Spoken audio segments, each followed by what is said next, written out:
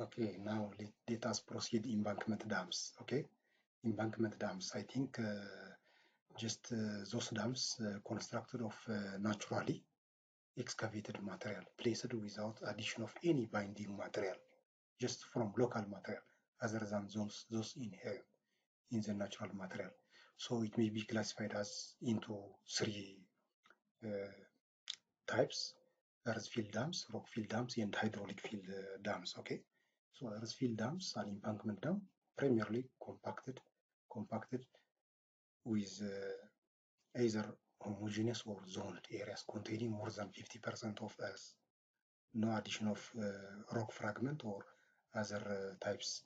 And rock-filled dams, just embankment type of dam, dependent for its stability primarily on rock.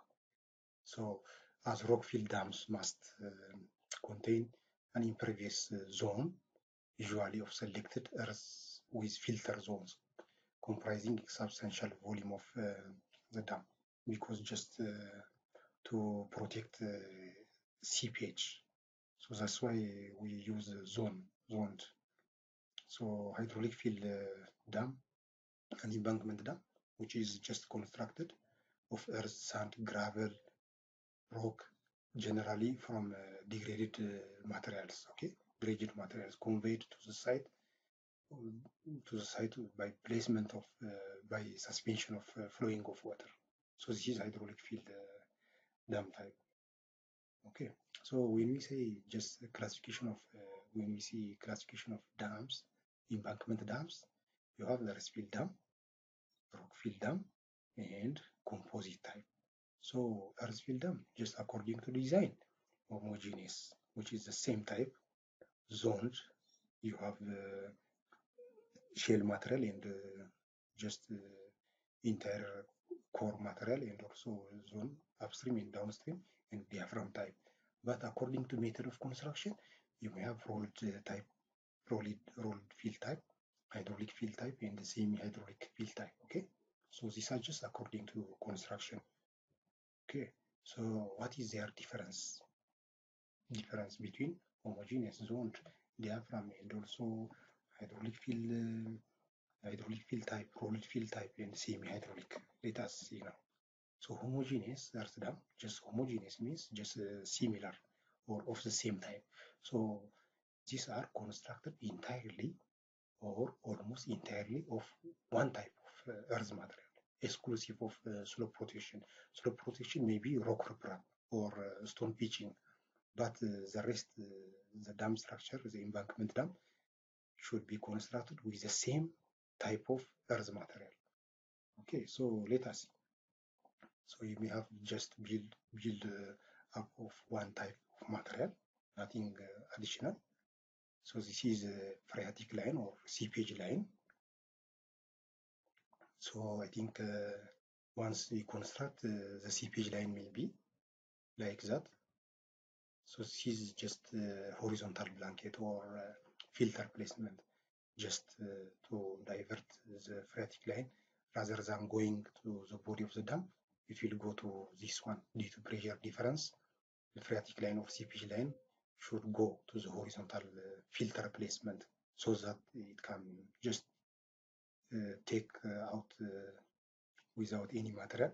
It should go safely, safe exit. Okay, zone earth dam, I think just you have a vertical core, upstream shell, and downstream shell. So however, it contains material of different kinds in different parts of the embankment. So the most common type of earth dam usually adopted in zoned earth dam, as it leads to an economic and more stable design of the dam. It should be economical and also safe and stable. So more stable design of the dam. So this is, you can see now, this is impervious material, so vertical, just core, most of the time clay core material, so that you can protect seepage and leakage. And transition filter you can put here between clay and shell material, and also just clay and fine sand also you can compose. Okay, diaphragm earthen dams these types of dams are the same as that of zone type, but the main difference is the thickness of the core. It has thin, very thin thickness of core, which means this one, the central core is very thin, and the shell material may be wide. So I think you can see just diaphragm core. So Rockfield Dam, the third one. The designation of Rockfield embankment is appropriate just where over 50% of the fill material may be classified as rock pieces or rock fragments. It is an embankment which uses large size of rocks, just rock fragments or pieces, to provide stability and also impervious membrane to provide water tightness. So this is a typical section of an embankment dam. So you can see this is the cross section, the overall cross section of standard embankment dam. So you have top widths, freeboard, water depths, and also wave protection, upstream shell material, core material, and also just central drain and downstream shell material, cutoff trenches necessary for all dam types. So you should get impervious stratum. So you should put the cutoff at the impervious stratum just to protect settlement. And also upstream blanket you should put at some distance, and also just toe, downstream rock toe drain is important again. So this is a typical cross section of embankment dam. Okay, what are the main causes of failure of earthen dams? So you can see now, how does earthen dams most probably expected to fail? And what are the causes of failures? Let us see. So generally, from the previous past experience, the failure of earthen dams may be grouped into hydraulic failure, seepage failure, and also structural failure. So these are the main failures of earthen dams. Now let us, what are hydraulic failures? Hydraulic failures include overtopping, erosion of upstream slope, erosion of downstream slope, and also erosion of downstream toe. So these are the main hydraulic failures. And structural failures, you have, before that, let me see just seepage failure. Seepage failures, just piping through the body of the dam, piping through the foundation of the dam, and also conduit leakage. Sometimes conduit may be just broken, then leakage may occur, and also sloughing of downstream toe. These are seepage failures. And structural failures, I think structural failures are just with respect to slope stability. So upstream and downstream slope failure due to poor water pressure. If poor water pressure is more, then the slope may be failed. Upstream slope failure due to sudden drawdown. So sometimes the water level may be fluctuated, so it may go down. So during that, if the upstream slope is very weak, then it may collapse. So upstream slope failure due to sudden drawdown. Suddenly, you may open the gate valve. So during that time, the slope may be collapsed. And downstream slope failure during full reservoir condition. Sometimes when reservoir is full, it may overtop, then just during full reservoir condition, downstream also may be failed. Foundation slide, which is spontaneous liquefaction, failure by spreading, failure due to earthquake, slope protection failure. It's also failure due to damage by burrowing animals, also damage caused by water-soluble materials. So these are the main structural failures. Actually, water-soluble materials. So in the embankment dam, especially on the upstream side, nothing. It should not be mixed with carbonate and other salt, sodium or salt content. Then it may dissolve. When reservoir is full, it may dissolve. So just damage may happen due to soluble materials. So now let us safe criteria, just criteria for safe design of earthen dams. So how do you make just safe design, free from overtopping and free from seepage failure, free from structural failure? There must be proper slope protection against wind and raindrop impacts, and there must be proper drainage. So if you don't have drainage, then it may scour. So erosion may be excessive, then during that time it may fail. Then you should have economic cross-section. So economic cross-section is compulsory. So how can one satisfy this design criteria? How do you satisfy free from overtopping, for example? Let us see. You should have what? Appropriate design flood. Appropriate design flood. So in design, in hydrology, you have flood frequency analysis. So using that method, you should predict actual design flood, maximum design flood that may occur on the project site. Adequate spillway. So this is the spillway size must be sufficient to dispose surplus flood. Otherwise, it may not be free from overtopping. And sufficient outlet works, and also sufficient freeboard. So if the freeboard is very short, then it may overtop. So these are the preconditions for free from overtopping. Okay, free from seepage failure. So phreatic line or seepage line should exit the dam body safely without sloughing of downstream phase. So that's why you provide a filter at the base, at the downstream base, at the top of the dam. You provide filter so that it can safely exit. And the seepage through the body of the dam and foundation and abutment should be controlled by adapting measures. Suitable measures must be taken. And also another aspect is the dam and foundation should be safe against piping failure. So piping also severe. So we should be careful in piping. So you should compact layer by layer. So to protect this, you have shell material. You have central core, then shell material. But every layer must be compacted layer by layer. So I think this is a lift thickness, and you have to maintain maximum dry density and optimum moisture content during compaction. And also the other thing is there should be no opportunity for free passage of water from upstream to downstream, both through the dam and the foundation. So these are just safe criteria for free from seepage failure. Okay, how do you make free from structural failure? So slope, just safe upstream and downstream slope during construction, safe upstream slope during sudden drawdown condition, and also safe downstream slope during steady seepage. Steady seepage, continuous, when you just have continuous flowing out of water. So you should have safe downstream slope, foundation shear stress within the safe limit, within the boundary. You should not go above the boundary. Earthquake resistant dam must be constructed. So I think these are important. So selection of an earthen dam, the preliminary design of an earthen dam is done on the basis of past experience and on the basis of performance of the dams built in the past. So we shall discuss here preliminary selection, top is freeboard, casing or outer shells, central impervious core, cut-off trench, downstream drainage system. So these are the main preliminary selection for earthen dams. So top yields, the crust width of an earthen dam depends on the following: crust top dimension.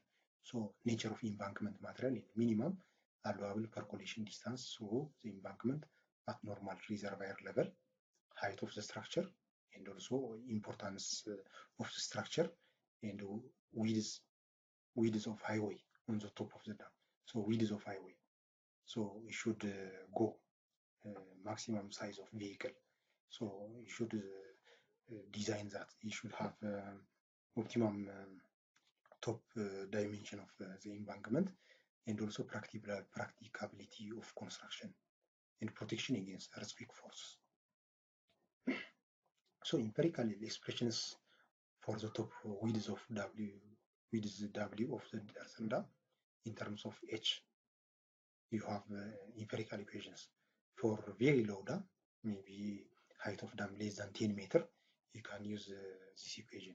W is equal to HD over 5 plus 3, or for medium between 10 up to 30 meters, you have 0.555 square root of HD plus 0.2 HD.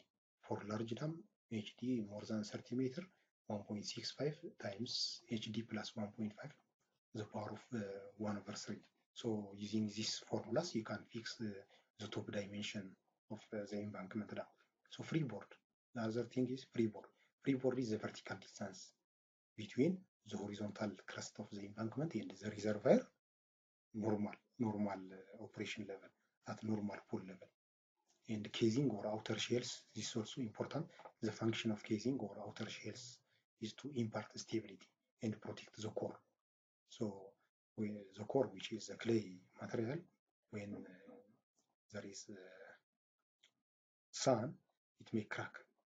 And during rain season, it may just swell. So shrinkage and swelling property of clay must be protected by casing or outer shells. Okay, seepage analysis. Seepage analysis. So seepage in embankment dam, very important issue. So seepage analysis, why just the advantage is to determine the quantity of water passing through the body of the dam and foundation. You have to quantify. You have to quantify the quantity of water which is seeping under the foundation and in the body of the dam. And to obtain the distribution of pore water pressure, you have to obtain distribution of pore water pressure. So seepage analysis is used for the following aspects. But assumptions to be made in seepage analysis. The first one is the rolled embankment and the nature of soil foundation of earthen dam are incompressible porous media, and the size of pore space do not change with time, regardless of water pressure, which is for isotropic soil. This is an assumption. And the other one is the seeping water flows under a hydraulic gradient, which is due only to gravity head loss or Darcy law. Darcy law for flow through porous media is valid. So Darcy law is valid. And there is no change in the degree of saturation in the zone of soil through which the water seeps, and the quantity of flowing into an element of volume is equal to the quantity which flows out in the same length of time, which is a steady flow. This is also another assumption. And the hydraulic boundary condition at entry and exit are known. So once you know this, then you can calculate. So the Laplace equation for two-dimensional flows, you have, this is an element, delta y and delta x dimension. So if you have velocity in x direction, vx, then when it flows out, you have vx plus partial vx with respect to x times del x distance you have with this dimension. And vy, the velocity vy, when it enters to an element, then when it goes out, then you have vy plus partial v with respect to del y times del y distance. Del y distance, it will go. So this is the equation, just quantity into an element in flow is equal to quantity out. So from which you can get this equation, partial vx with respect to x plus partial vy with respect to y equal to 0. This is just according to assumption 2. So vx is just the velocity according to Darcy equation, hydraulic conductivity in x direction times hydraulic gradient in x direction. So where hydraulic gradient is partial h with respect to partial x. The same is true for vy, like this. So just if you consider this equation, if you sum up and if you substitute in vx and vy, this equation, you get this value. Just partial square kx h over partial x square and plus partial square ky kh partial y square equal to 0. So where h is hydraulic head under which water flows, and kx and ky are coefficient of permeability or hydraulic conductivity in x and y direction. So if you substitute equation 2 and 3, then you get this equation, kx partial square h with respect to x square plus ky del square h over del square y equal to 0. This is the Laplace equation. So for isotropic soil, ky is equal to kx, which is k. Substituting velocity potential v k times h, then you get this equation. So this is the Laplace equation of flow in two-dimensional equation. So if you have a third dimension, you can add similarly. So the velocity potential phi may be defined as the scalar function of space and time, such that its derivative with respect to any direction gives the fluid velocity in that direction, So you can just put this partial phi with respect to x, k, del h, del x, k times ix, then vx. You can get similarly for this equation. So once you get this one, then the computation of rate of seepage from flow net. So flow net, you have a network of equipotential lines, and flow lines is known as a flow net. You have flow net. So this is flow channel, 1, 2, 3 flow channel. Then this is also, you have equipotential lines and stream lines. So the portion between any two successive flow lines is known as flow channel. So you have flow channel and also flow net and flow field also. So the portion enclosed between two successive equipotential lines and successive flow lines is known as field. So I think this is important. So if you have an element B and L, the width and length of the field, one field. If you have delta H, head drop through the field, and delta Q, discharge passing through the flow channel, through one flow channel, then total head causing flow, you have total difference between upstream and downstream heads. Then Darcy's law of flow through the soil you can apply. So delta Q, K times del H by L, B times KIA, which means KIA. This is KIA. I is hydraulic gradient. So considering unit thickness, this is area, V times 1. So if ND is the total number of potential drops in the complete flow net, then you can calculate using this equation. Del H is equal to H over ND, number of drops. So you can substitute H over ND, V over L. So once you have this, then you can find total discharge through complete flow net, which is summation of all del Q. So you can have this equation, K times H, which is hydraulic conductivity times hydraulic head, number of flow channel over number of drops, V over L. So if you consider a square field, V is equal to L is equal to 1, then you have KHNF over ND. So this is valid only for isotropic soil. Otherwise, for anisotropic soil, Kx different from Ky.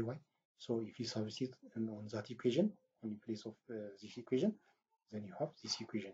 So this is for isotropic soil, this is for anisotropic soil, square root of Kx, Ky, number of flow channel, number of drops times hydraulic head.